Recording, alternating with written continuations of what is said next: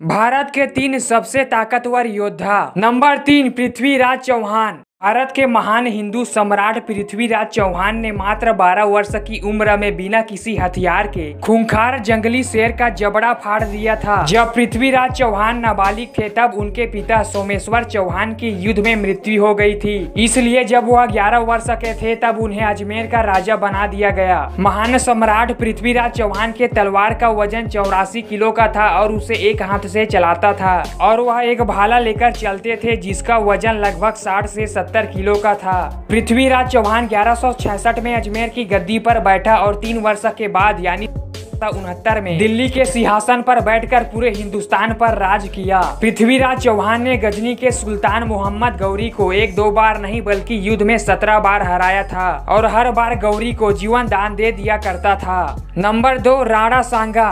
राणा सांगा सिसोदिया राजवंश के सूर्यवंशी शासक थे। ऐसा पहली बार हुआ जब विदेशी आक्रमणकारियों के खिलाफ राणा सांगा ने सभी राजपूतों को एकजुट करने का काम किया था। राणा सांगा ने अपने जीवन काल में कई युद्ध लड़े थे। इनमें से कुछ इब्राहिम लोधी, मोहम्मद खिलजी और बाबर के खिलाफ भी लड़ाई शामिल था। कहा जाता है कि एक बार युद्ध के दौरान राणा सांगा के शरीर में करीब 80 घाव हुए थे। इस दौरान उनकी एक आंख, एक हाथ और एक पैर पूरी तरह से क्षतिग्रस्त हो गया था, लेकिन इसके बाद भी वह युद्ध लड़ते रहे। इसी कारण राणा सांगा को मानवों का खंडहर भी कहा जाता है। वहीं खतौली के युद्ध में उनका एक हाथ कट गया और एक पैर से वह असहाय हो गया था। इसके बावजूद भी वह दुश्मन का मुकाबला करता रहा।